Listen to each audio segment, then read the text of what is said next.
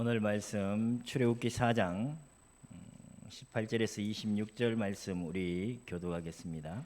18절에서 26절 말씀 교독하시겠습니다. 모세가 그의 장인 이드로에게로 들어가서 그에게 이르되 내가 애굽에 있는 내 형제들에게로 돌아가서 그들이 아직 살아있는지 알아보려 하오니 나로 가게 하소서. 이드로가 모세에게 평안히 가라 하니라.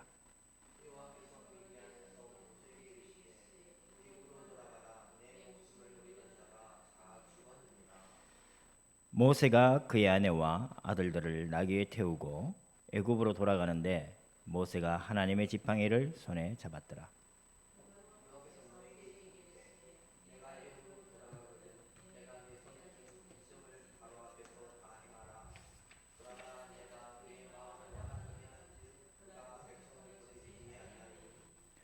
너는 바로에게 이르기를 여호와의 말씀에 이스라엘은 내 아들 내 장자라.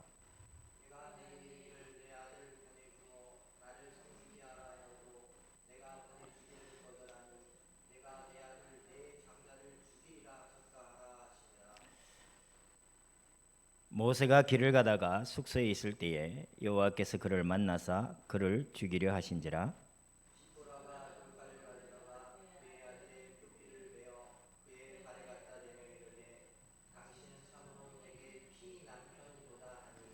같이 읽겠습니다. 여호와께서 그를 놓아 주시니라. 그때에 십보라가 피난편이라 함은 할례 때문이었더라. 아멘. 오늘 본문 말씀 제목은 사자성어에도 없는 말을 제가 좀 지어서 만들었습니다. 필사종명이라고 썼어요. 반드시 죽어야만 사명을 따를 수가 있습니다.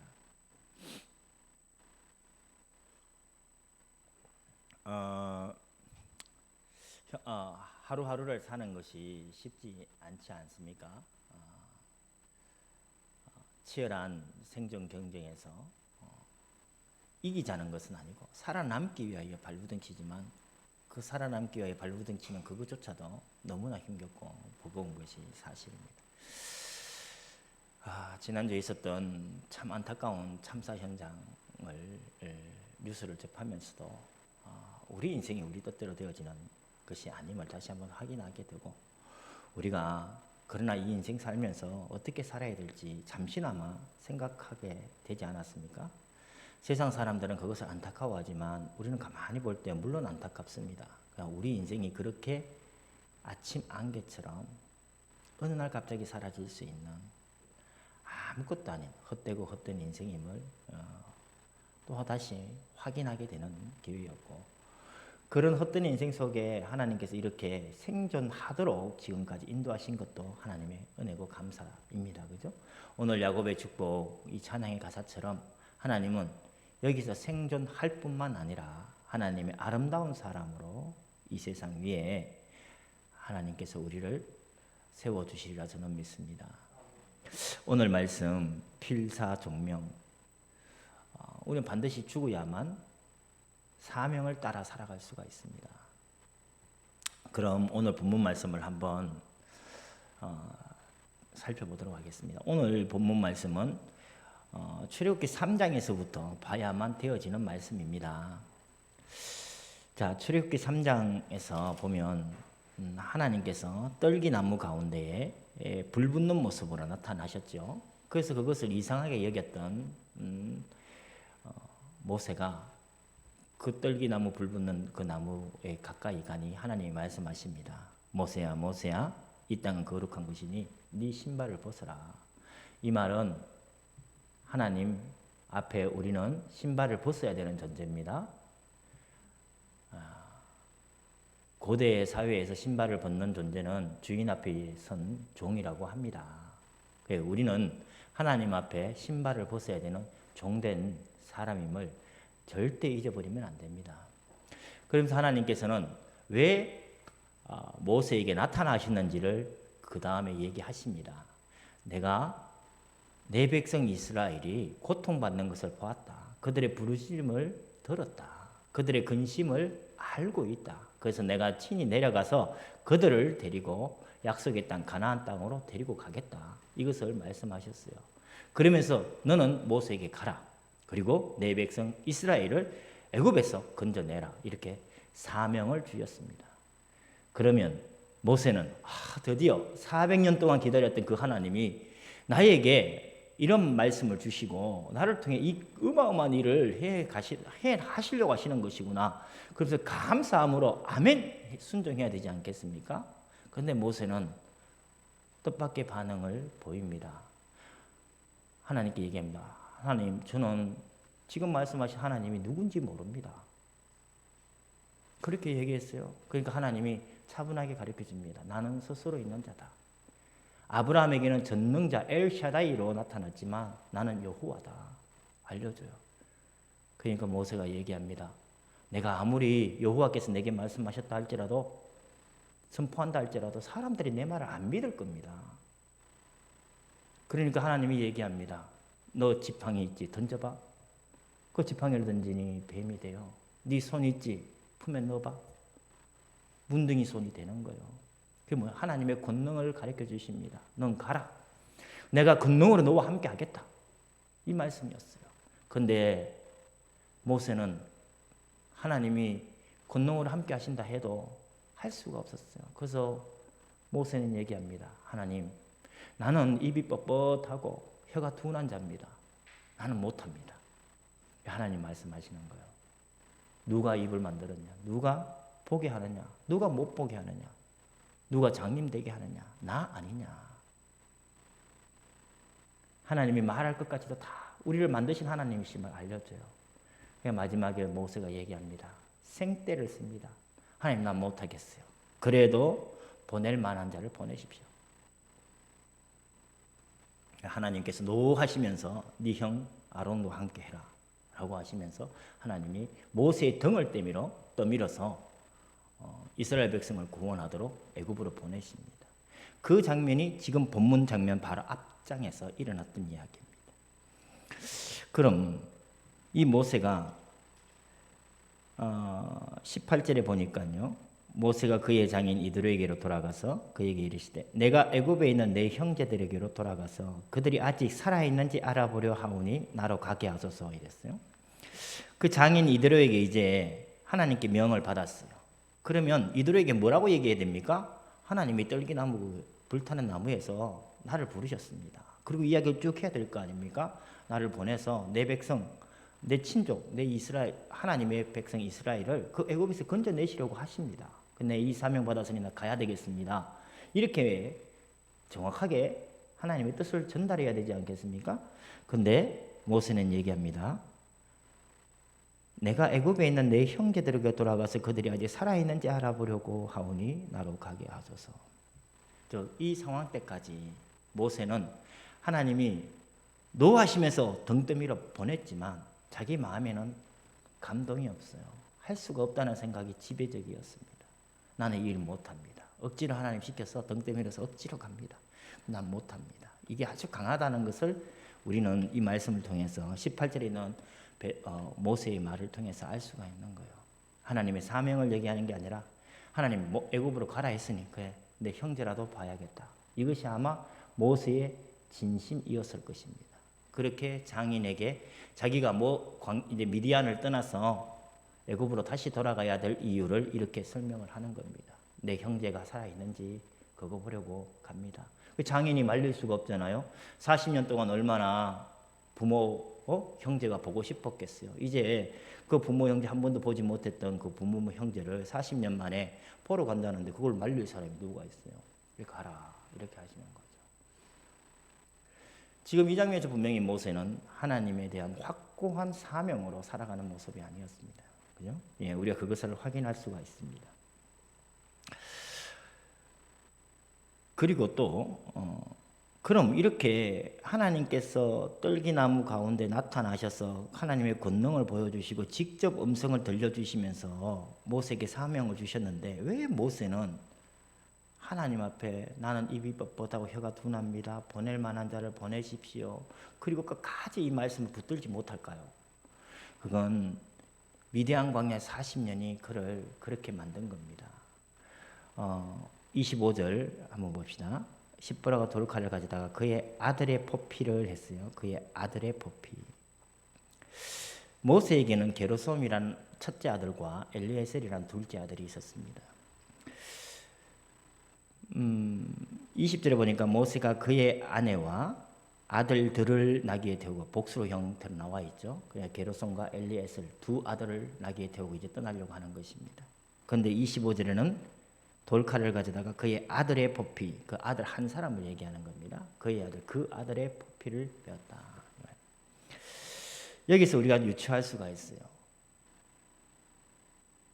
애굽에서 도망자가 되어서 미디안으로 왔어요. 그리고 이들을 만나서 그의 딸 십보라와 결혼을 했습니다.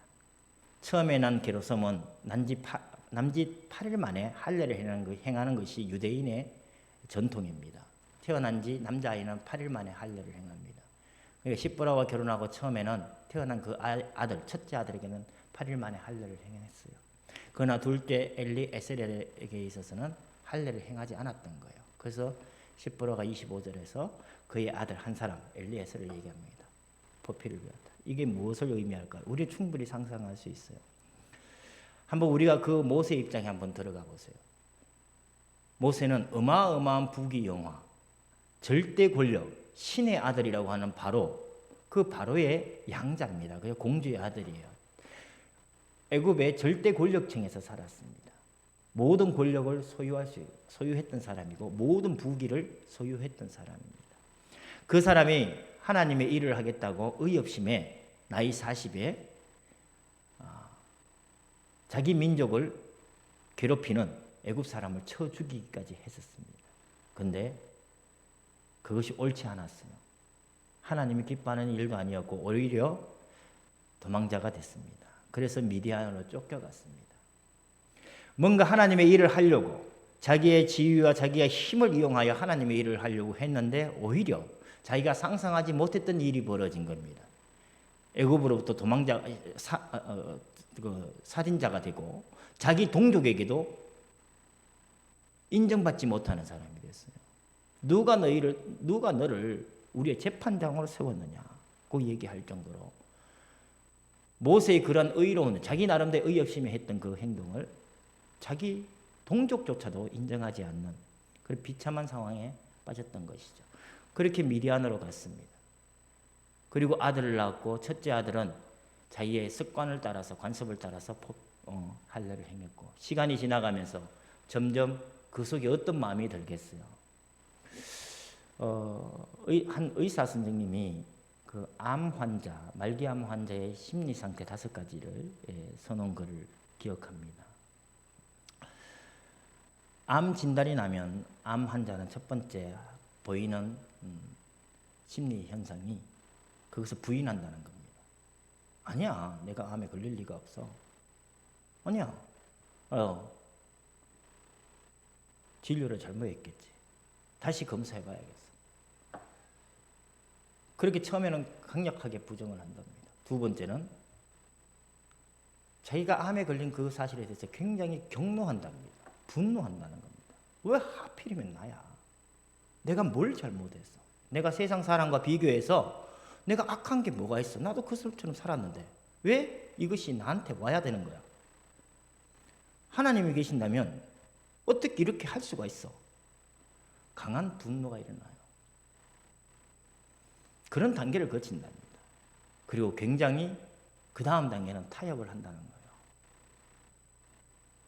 어쩔 수 없는 것이니 그러면 내 아들이 장가갈 때까지만이라도 내 손자가 조금 말을 할 때까지만이라도 내가 살아야겠다. 나를 살려주세요. 이렇게 타협한다는 거예요. 그 단계가 지나면 심각한 우울증에 빠지고 그 마지막으로는 그 모든 것을 수용하고 죽음을 맞이한다는 겁니다. 우리 인생의 이러한 심리적인 변화는 특별한 누군가에게 주어지는 것이 아니라 일반적인 것입니다. 우리가 모세의 입장에서 가만히 생각해 보면 우리는 충분히 모세와 같은 생각 속에서 살아갈 수 있음을 확인할 수가 있어요. 하나님의 일을 한다고 자기가 가지고 있는 모든 것을 동원해서 자기의 힘과 능력을 다 동원해서 하나님의 일을 했는데 그것이 부작용이 나고 하나님 일을 했다고 자기는 생각했는데 사람들로부터 인정받지도 않고 오히려 사람들에게 손가락질 받고 도망자가 되어졌다면 그 사람의 심리 상태는 어떻겠어요? 조용히 하나님의 능력을 끝까지 믿음으로 구할 수 있을까요? 아마 그러기는 굉장히 힘들 것입니다. 시간이 흘러가면서 점점점 그는 더 세상 속에서 하나님에 대한 원망이 커질 수가 있어요. 자기 동족에 대한 원망이 커질 수가 있는 것입니다. 그것은 당연히 우리 인간이 가질 수 있는 심리 현상이라 생각되어집니다. 실제로 이 비슷한 일들을 진짜 많이 보고 있어요. 권사님, 장로님들이 교회에서 큰 일을 했지만 나름대로는 한다고 하지만 그것이 상처가 되고 그 아픔 때문에 교회를 떠나가게 되고 또는 교회 내에 있으면서 가시가 되어서 여러 사람들을 찌르기도 하고 스스로 찌르기도 하고 상처를 냅니다. 어쩌면 이러한 속에서 자포자기 아닌 자포자기가 되어질 수 있지 않을까, 그런 삶을 살아주지 않았을까, 저는 그렇게 생각을 합니다. 시간이 지나면서 이러한 마음은 분명히 더 심해지고 그 마음 깊숙하게 뿌리를 내릴 것이고 견고하게 될 것이고, 그래서 우리 마음속에 굳어져 버려서 도저히 잊을 수 없는 하나님을 잊어야 되는 그런 아픈 삶을 살아가고 있지 않나. 아마 우리 인생이 그럴 것입니다. 모세가 아마 그랬을 것입니다. 그래서 둘째 아들 엘리에셀은 첫째 아들 게르솜처럼 난지 8일 만에 할례를 행하지 않았어요. 그의 상처가 그에게 영적인 무기력으로 다가왔던 것입니다. 그리고 그것은 영적인 체념으로 이어져 나갑니다. 성도 여러분, 우리는 분명히 이렇게 연약한 존재입니다. 연약한 존재입니다. 내가 하나님의 일을 많이 했고 중요한 일을 했다고 하는 사람일수록 이렇게 더 심각한 상처를 받을 수가 있고 더 심각한 영적인 무기력 상태에 이를 수가 있어요. 우리 엘리야를 기억합니다. 그죠? 갈멜산에서 거짓 선지자 850명과 싸워서 승리했지 않습니까? 엘리야 말 한마디에 하나님께서 하늘에서 불이 내려 그 제단의 모든 제물들과 그 도랑의 물들을 다 핥으셨어요. 태워버리셨어요. 그 권능을 행했습니다. 그런데 그 이후에 어떻게 됐습니까? 엘리야는 차차하게 자기 심적인 무기력 상태에 빠졌어요. 우리 하나님의 큰 일을 하고 나서 우리 이것을 진짜 경계해야 됩니다. 조심해야 되는 것입니다. 그런데 이것이 이러한 상태로 분명히 끝을 맺지는 않습니다. 모세가 이렇게 마무리되어진 건 아니잖아요. 그 하나님은 지금 이러한 상태를 가만히 내버려 두지 않아야 하십니다. 하나님 분명히 이러한 우리의 심리적인 모든 상태를 알고 계십니다. 우리의 무기력을 아십니다. 우리의 영적인 체념 상태를 주님은 아십니다. 그래서 하나님께서는 이끌어 가실 겁니다. 분명히. 모세는 어땠습니까? 지금 분명히 출애굽기 4장의 모습은 한없이 무너진 사람이에요. 영적인 모든 자존감이 무너져 버렸어요. 영적인 무기력 상태에 빠져버렸음을 분명히 확인할 수가 있어요. 그래서 하나님이 강력하게 내 백성을 구원하라, 그 메시지를 던지셨음에도 불구하고 모세는 보낼 만한 자를 보내소서 이렇게 하나님의 명령을 받아들이지 않는 것입니다. 그런데 모세는 여기서 멈추지 않았지요.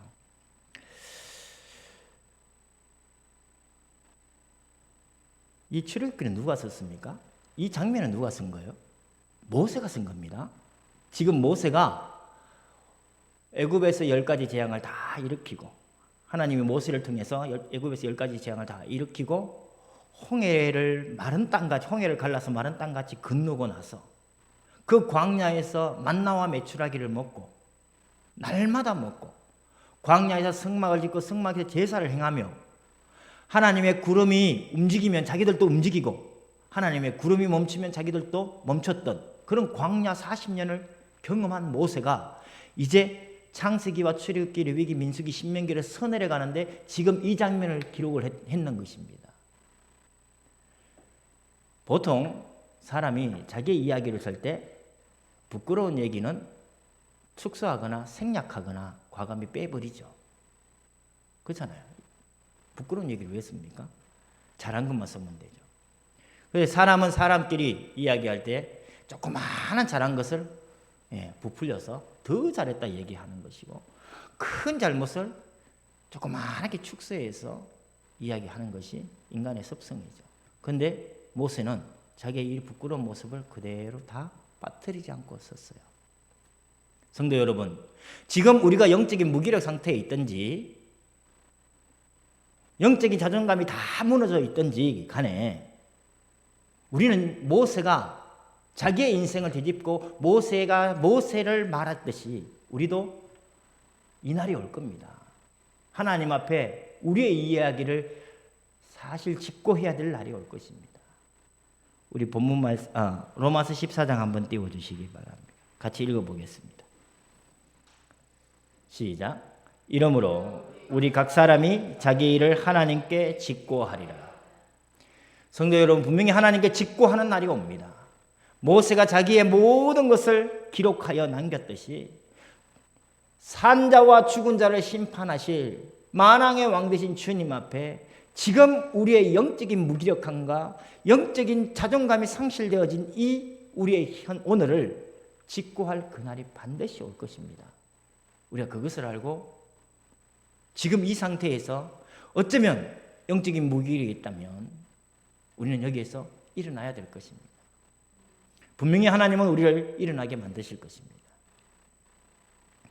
성도는 분명히 사명으로 사는 존재입니다. 모세에게 하나님이 사명을 주셨어요. 제가 사명으로 산다고 해서 이것이 아주 특별한 누군가에게 주어진 사명이라고 생각하면 결단코 되어지지 않습니다.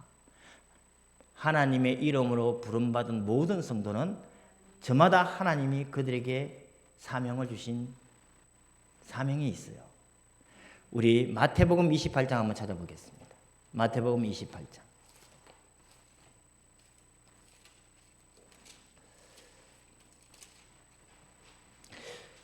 마태복음 28장 16절 찾으셨어요? 같이 마태복음 28장 16절입니다. 같이 읽겠습니다. 11 제자가 갈릴리에 가서 예수께서 지시하신 산에 이르러 지금 예수님의 제자가 부활하신 우리 주님을 지시하신 산에 이르러 만났습니다. 출애굽기 3장에서 하나님께서 직접 하나님의 산에서 떨기나무 가운데 모세에게 나타나셨어요. 17절 같이 읽겠습니다. 예수를 배웠고 경배하나 아직도 의심하는 사람들이 있더라. 예수의 부활을 보고 그 앞에 경배합니다. 그러나 의심하는 사람들도 있더라 얘기하고 있습니다.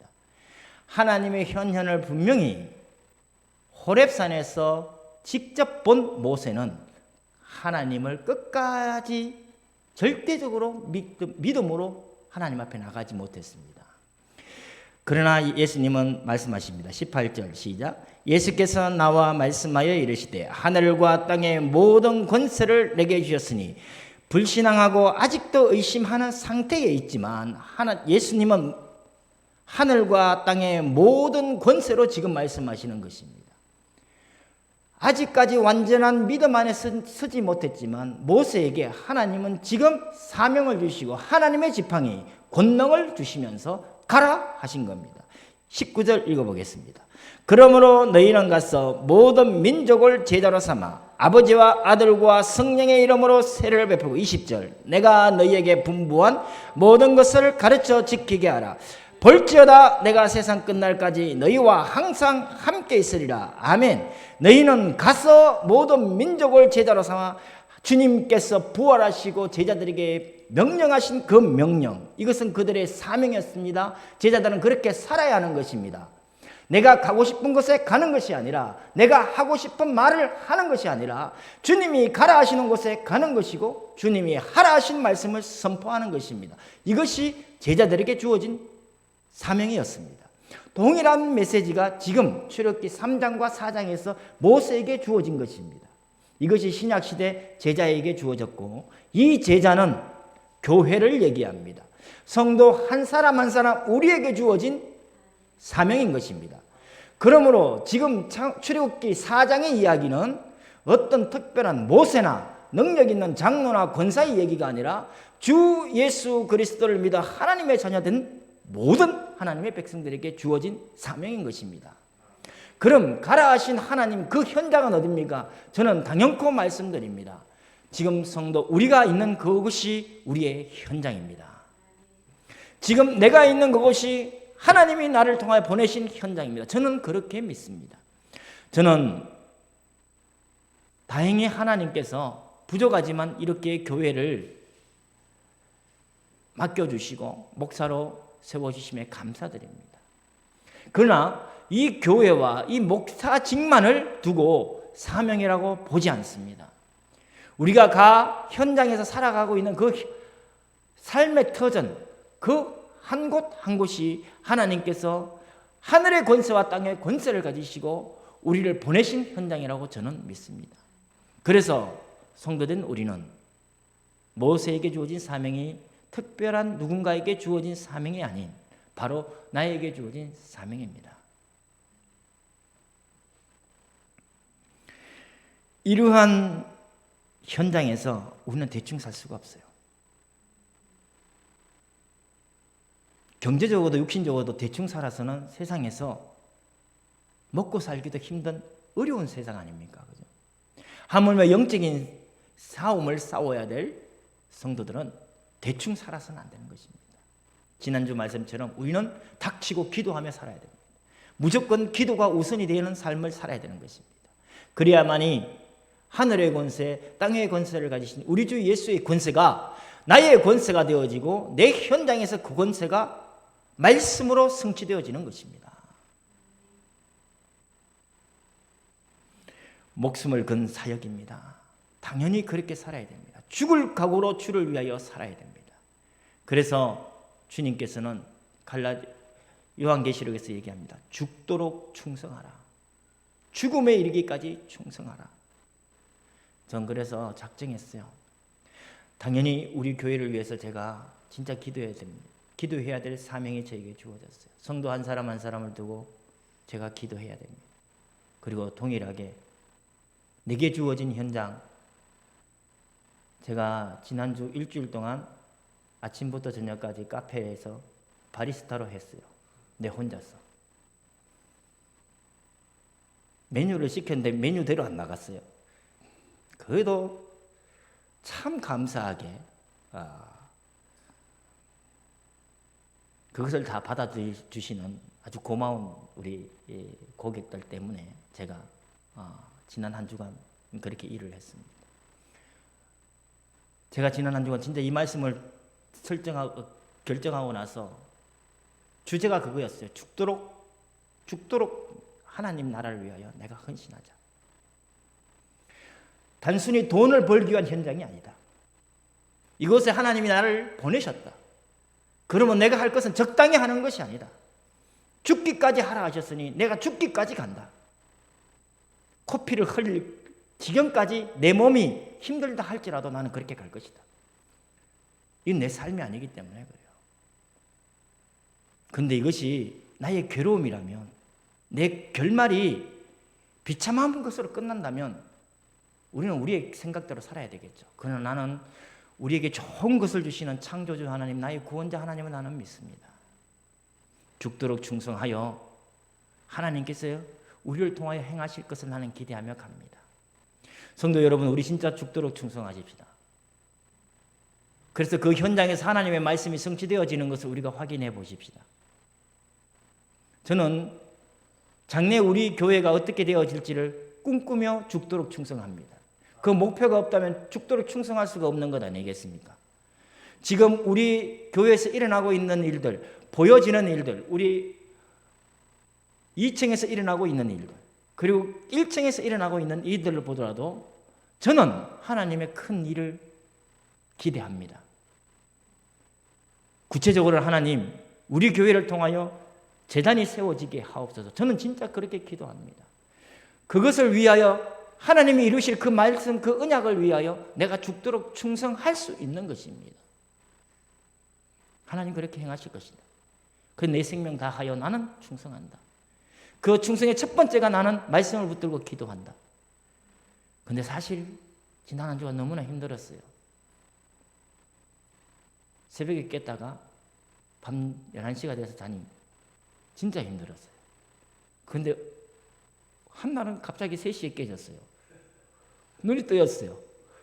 더 자버리면 아침까지 늦잠을 잘 것 같아. 일어났어요. 그래서 카톡으로 문자를 넣었죠. 우리 죽도록 충성하십시다. 이것이 결코 하나님이 저 천국에서의 상급과 무관하지 않을 뿐 아니라 이 세상에서의 상급과도 무관하지 않음을 저는 믿습니다. 저는 진짜로 그렇게 생각합니다. 목숨을 걸어야 될 삶과 죽음의 전쟁터에 이미 지금 출애굽기 4장 18절에서 26절에 계속해서 죽음과 목숨 이러한 단어가 굉장히 많이 나옵니다. 제가 다시 한번 출애굽기 4장 18절에서부터 한번 찾아보겠습니다. 18절에 보면 살아있는지 생명이 있는지 보려고 한다 했어요. 19절에 보면 내 목숨을 노리던 자가 죽었다라고 얘기를 하고 있어요.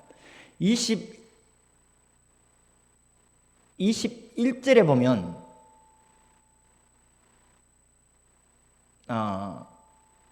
23절입니다. 23절에 보면 네가 보내주기를 거절하니 내가 네 아들 네 장자를 죽이리라 말씀하셨어요.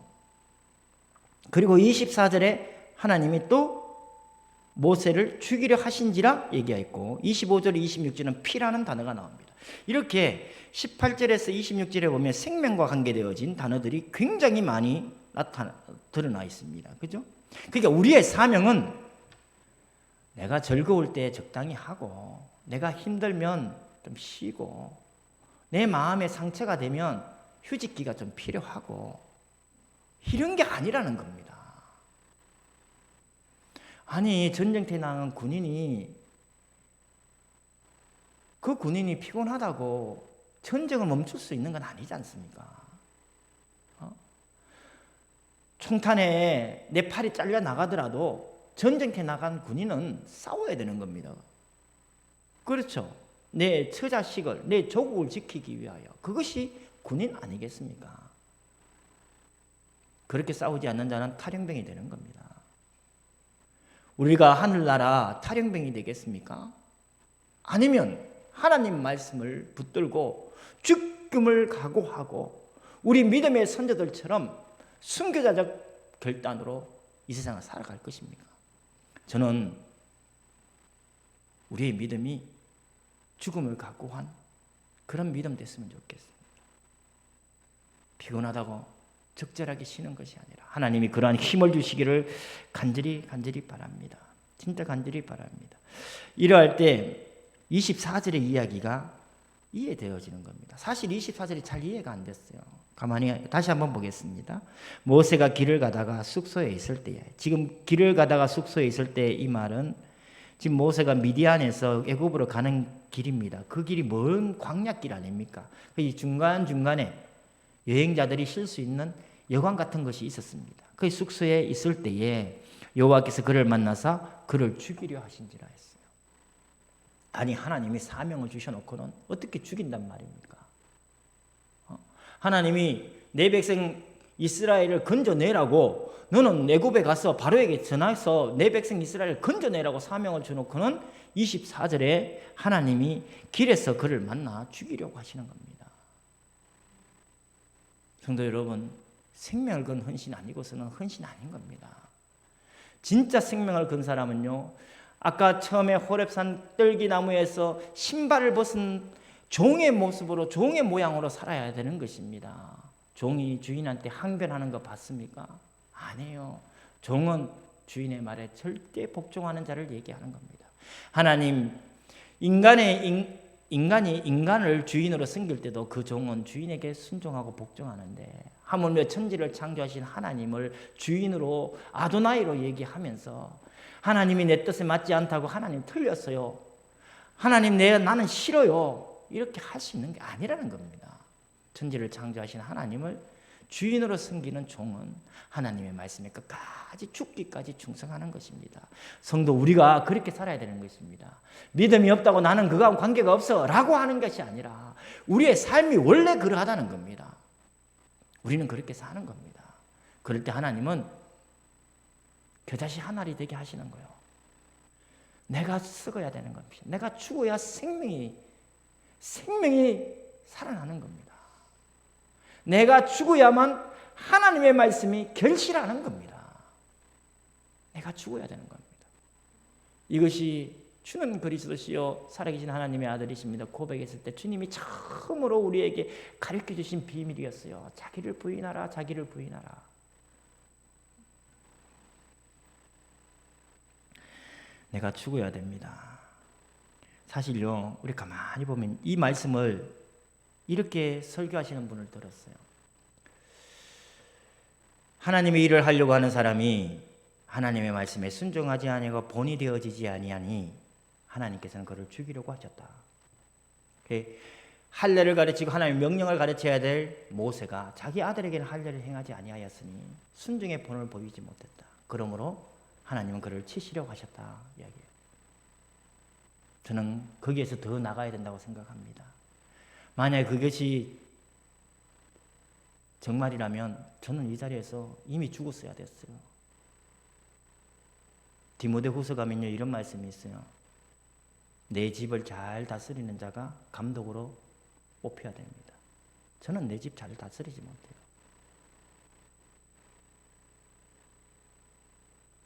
저는 그렇게 사랑이 풍부하지 못해요. 모든 사람에게 온유하지 못해요.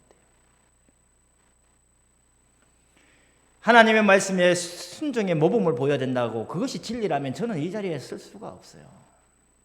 물론 우리는 끝까지 하나님의 말씀을 어떻게든 순종하고 하나님의 말씀에 아멘하며 하나님의 말씀에 복종해야 될 그러한 삶을 살아야 될 사람이 분명합니다. 그러나 우리의 마음은 그러한다 할지라도 실제로 우리의 삶은 그러지 못하다.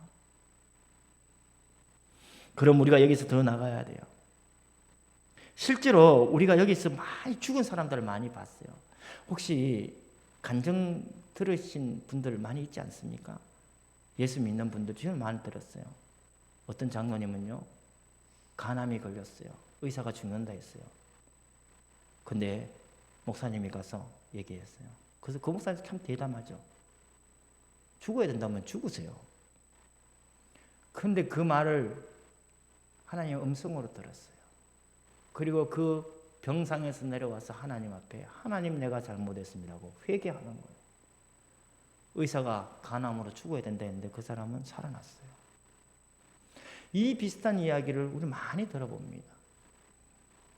아마 조영기 목사님도 폐병에서 어려움 속에서 하나님의 기적적인 은혜로 살아났고 하나님의 일을 하게 된 것으로 제가 알고 있습니다. 평신도 중에 그리고 목회자 중에 이렇게 죽음 가운데 내몰리고 하나님께 사명을 끝까지 완수한 사람들을 우리는 들어봅니다. 맞습니다. 우리는 죽어야 됩니다. 무엇에서 죽어야 됩니까? 지금 이 상태에서 죽어야 돼요. 하나님의 분명한 음성을 들었음에도 불구하고 현실주의적으로 남아있어요. 나는 못합니다. 나는 입이 뻣뻣합니다. 혀가 둔합니다. 보낼 만한 데를 보내소서. 이러한 상태로는 하나님의 일을 할 수가 없는 겁니다. 어떻게 그러한 상태로 생과 사를 영적인 싸움을 싸울 수가 있는 겁니까? 할 수가 없는 거예요. 죽음의 결단이 아니라 죽어야 됩니다. 죽지 아니하고서는 하나님 일을 할 수가 없는 거예요. 우리 민수기 14장 기억나십니까? 12명의 정탐꾼이 하나님이 약속하신 그 가나안 땅을 보고 왔어요. 40일 동안 보고 왔어요. 그들의 보고는 불신앙적인 보고였습니다. 우리가 볼 때에 그들 앞에 우리는 메뚜기와 같더라. 그 말에 이스라엘 200만이나 되는 이스라엘 사람들은 밤새도록 울었습니다. 그리고 나서 울음의 결과가 뭔지 압니까? 회개의 울음이 아니었어요. 악에 바치는 울음이었어요. 우리를 왜 잘 살던 애굽에서 건져내서 이 광야에서 고생하게 하고 그 가나안 땅에 보내준다고 했는데 가나안 땅을 정탐하고 돌아온 사람들의 얘기는 우리가 메뚜기 같다고 하니 우리 처자식을 다 죽이게 생겼구나. 그들은 애굽에서 이끌어낸 모세를 돌로 쳐서 죽이려고 했어요. 하나님의 일은 분명한 영광의 일입니다. 그러나 세상에서는 영광스러운 모습만 나타나지 않아요. 그래서 수많은 믿음의 사람들이 세상에서 조롱당하고 멸시당하고 목베임당하고 불에 태워 죽임을 당하고 물에 빠뜨려 죽임을 당하고 그렇게 순교적 삶을 살았던 것입니다. 성도 여러분, 제가 지금 이렇게 먹을 것이 풍부하고 즐길 것이 많고 볼거리가 많은 이 세상에서 시대의 상황이랑 너무나 어울리지 않는 이야기를 하는 것 같아요. 그런데 이것이 이 시대에 우리의 영적인 풍토를 망가뜨리는 질병이 되어져 버렸습니다. 세상 육신의 평안함, 안위함, 이러한 것에 우리가 길들여져 버렸어요. 그래서 하나님도 내게 복 주시는 하나님이면 좋아요. 돈 많이 벌게 하고 건강하게 하고 자식 잘 되게 하는 하나님이면 좋아. 근데 죽으라 하나님은 싫어요. 하나님 왜 내가 죽어요? 난 더 살고 싶은데. 지금 모세가 다 그 입장으로 하나님의 일을 할 수가 없어요. 성도 여러분, 나는 우리 교회가 장래 행하실 하나님의 큰 일을 생각합니다. 지금 안산에는 7만 명이나 되는 외국인들이 있어요. 그 사람들은요, 베트남은 공산국가 아닙니까? 물론 지금은 자유스럽게 왕래가 가능하지만 태국은 얼마나 많은 사람들이 성적으로 문란한 나라입니까? 미얀마 그 불교 국가 아닙니까? 인도네시아 모슬렘 국가 아닙니까? 동남아시아에서 수많은 사람들이 복음 밖에 있는 사람들이 지금 안산에 들어와 있어요. 아프리카에서, 미국에서, 캐나다에서 영어 선생님으로 들어와 있고 공장의 근로자로 들어와 있고 많은 사람들이 지금 안산에 들어와 있어요. 감히 저는 입이 뻣뻣하고 혀가 둔하지만 내 능력 안 되지만 감히 저는 꿈을 꿔옵니다. 하나님, 이곳에서 하나님이 보내시기로 작정된 자를 보내셔서 저 동남아를 복음할 일꾼들이 제자 되어지게 하시고 이들을 세우기 위한 시스템을 주님 구축하여 주옵소서. 그래서 제가 재단을 얘기하는 겁니다. 하나님이 그 일을 이루어 가실 줄로 믿습니다. 그런데 그 일을 이루어 가실 때 내가 죽지 않고서는 그 일을 할 수가 없어요. 내가 죽지 않고서는 내 힘과 내 능력으로는, 나의 인본주의적인 생각으로는 그 일을 할 수가 없어요. 해낸다고 한들 그것은 하나님께서 원하시는 일이 분명히 되어지지 않을 것입니다. 세상에 허다한 여러 사회적 기관처럼 똑같이 그렇게 변질된 모습으로 갈 것입니다. 하나님께서 행하실 놀라운 일을 우리가 진짜 꿈꾼다면 우리가 죽어야 됩니다. 말씀을 붙들고 우리가 죽어야 됩니다. 그것만이 우리가 살 수 있는 것입니다.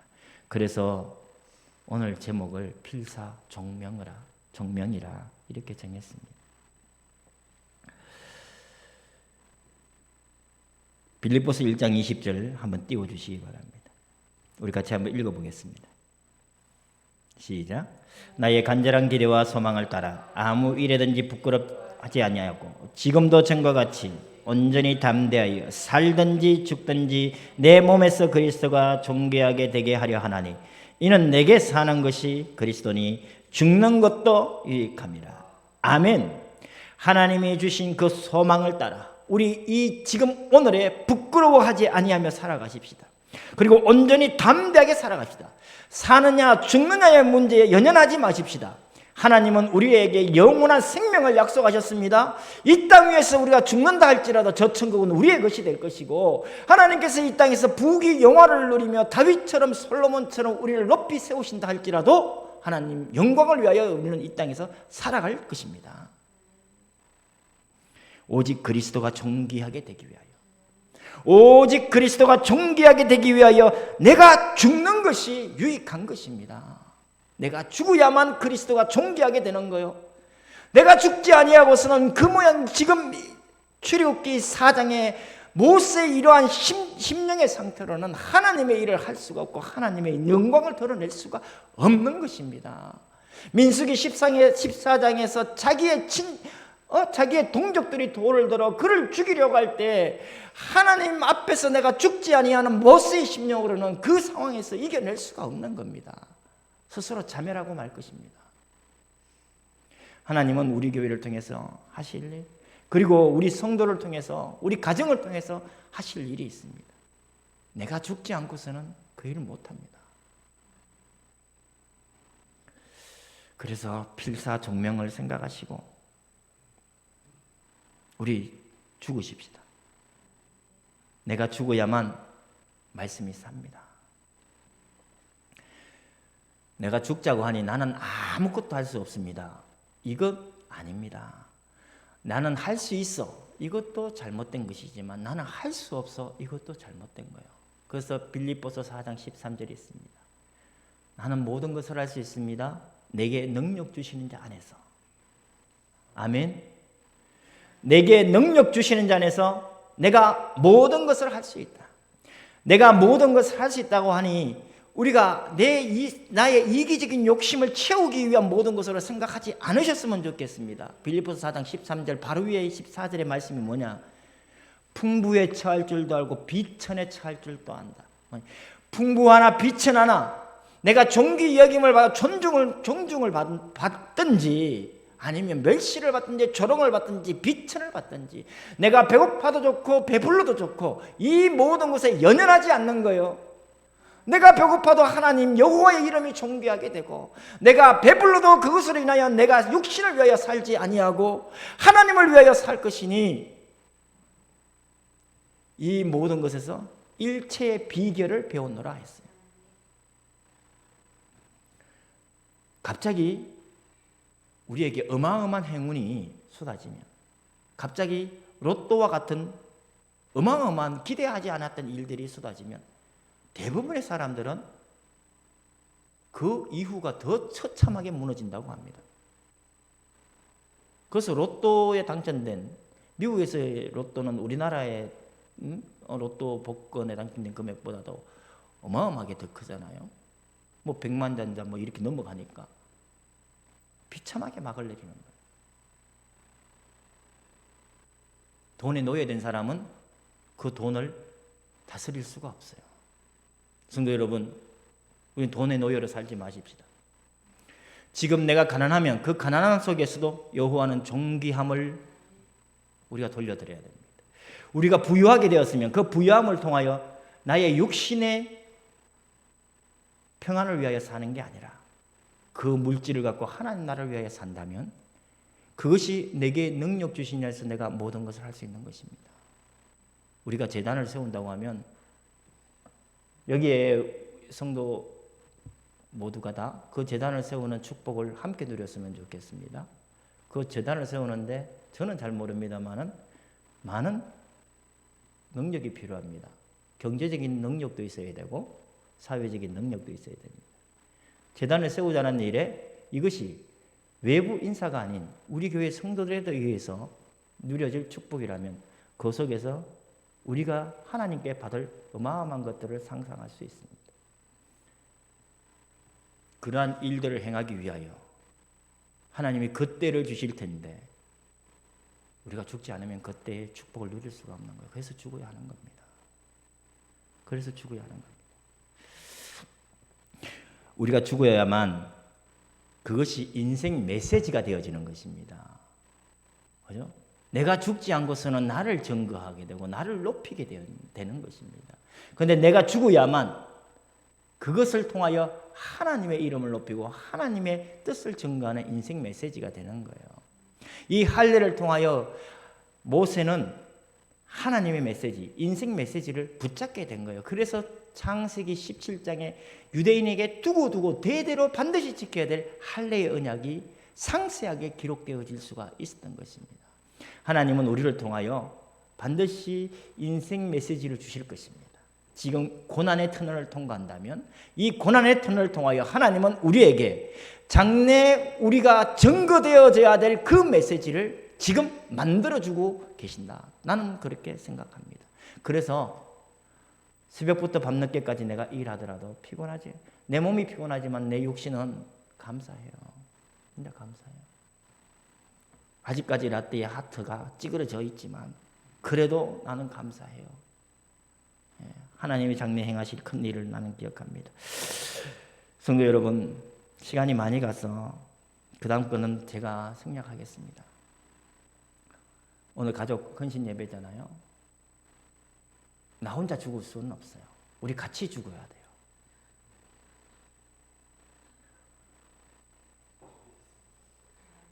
우리 같이 죽어야 돼요. 그래야만 그것이 온전히 우리의 축복이 돼요. 그죠? 예, 우리 같이 죽어야 돼요. 내가 그 십보라를 보면서 이게 너무나 감사한 거예요. 십보라는요, 40년 동안 가만히, 십보라는 진짜 지혜로운 사람이었어요. 그런 것 같아요. 지혜로운 사람이었던 것 같아요. 게르솜은 첫째 아들은 할례를 행했는데 둘째 아들은 하지 않는 것을 보고 가만히 기다렸어요. 그리고 출애굽기 지금 4장에서 하나님이 죽이려고 하시니까 십보라가 바로 그것을 깨달았잖아요. 바로 그것을 깨달았어요. 그렇죠? 그래서 십보라는 늘 그것을 마음에 담고 있었던 사람이에요. 그걸 그렇게 봐야 되는 겁니다. 자기 남편을 인간적인 생각으로 재촉하지 않았어요. 잔소리하지 않았어요. 긁어대질 않아요. 그냥 때를 따라 가만히 기다리고 있습니다. 그때에 움직이는 겁니다. 신랑은 남편에게 그때에 움직이는 지혜로운 사람, 아내는 남편에게 그때에 움직이는 지혜로운 사람, 마음에 꼭 품고 그를 위하여 품고 기도한다는 것이 지금 25절에 나타난 겁니다.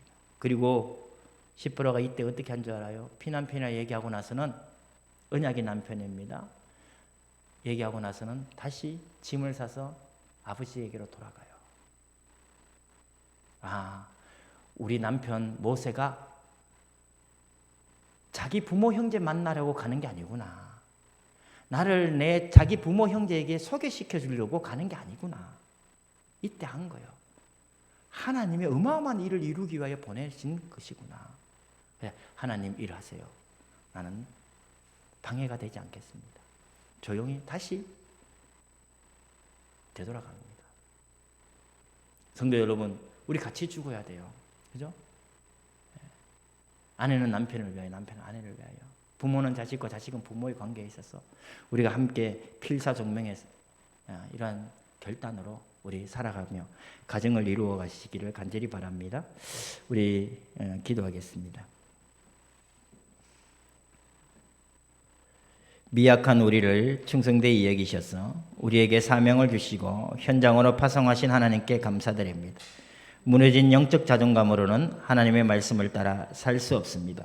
사명을 따르지도 못하고 상처 속에서 오늘을 죽이며 살 것입니다. 나의 옛 자아가 죽지 않고서는 하나님이 주신 나의 사명을 감당할 수 없습니다. 내가 죽고 주가 사는 생명의 성령의 역사가 내 심령 속에서 먼저 일어나게 하소서. 그리하여 일상에서 생명건 헌신을 하는 충성된 정인으로 거듭나게 하소서. 이 축복이 우리의 가정과 후손과 교회에서 오늘부터 시작되게 하소서. 우리 주 예수 그리스도의 이름으로 기도합니다. 아멘.